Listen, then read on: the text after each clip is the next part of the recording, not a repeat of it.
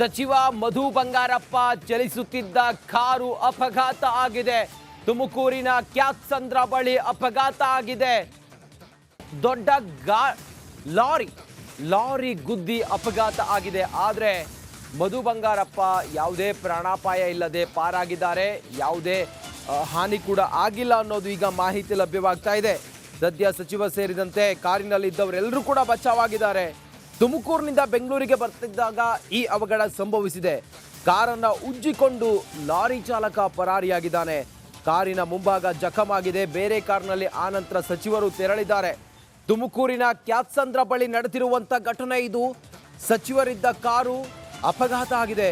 ಬೃಹತ್ ಲಾರಿಯೊಂದು ಡಿಕ್ಕಿ ಹೊಡೆದ ಪರಿಣಾಮ ಈ ಘಟನೆ ಸಂಭವಿಸಿದೆ. ಸದ್ಯ ಸಚಿವರು ಸೇರಿದಂತೆ ಕಾರಿನಲ್ಲಿ ಇದ್ದವರೆಲ್ಲರೂ ಕೂಡ ಬಚಾವಾಗಿದ್ದಾರೆ. ತುಮಕೂರಿನಿಂದ ಬೆಂಗಳೂರಿಗೆ ಬರ್ತಾ ಇದ್ದಾಗ ಸಚಿವರ ಕಾರು ಅಪಘಾತ ಆಗಿದೆ. ಕಾರನ್ನು ಉಜ್ಜಿಕೊಂಡು ಲಾರಿ ಚಾಲಕ ಪರಾರಿಯಾಗಿದ್ದಾನೆ ಅನ್ನೋದರ ಬಗ್ಗೆ ಮಾಹಿತಿ ಲಭ್ಯವಾಗಿದೆ.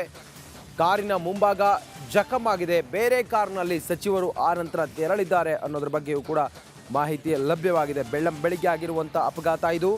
ತುಮಕೂರಿನ ಕ್ಯಾತ್ಸಂದ್ರ ಬಳಿ ಆಗಿರುವಂಥ ಘಟನೆ. ಸಚಿವರು ಬೆಂಗಳೂರು ಕಡೆ ಬರ್ತಾ ಇದ್ರು. ಆ ಸಂದರ್ಭದಲ್ಲಿ ತುಮಕೂರಿನ ಕ್ಯಾತ್ಸಂದ್ರ ಬಳಿ ಬೃಹತ್ ಗಾತ್ರದ ಲಾರಿಯೊಂದು ಡಿಕ್ಕಿ ಆಗುತ್ತೆ. ಡಿಕ್ಕಿಯಾಗಿ ಆತ ಅಲ್ಲಿಂದ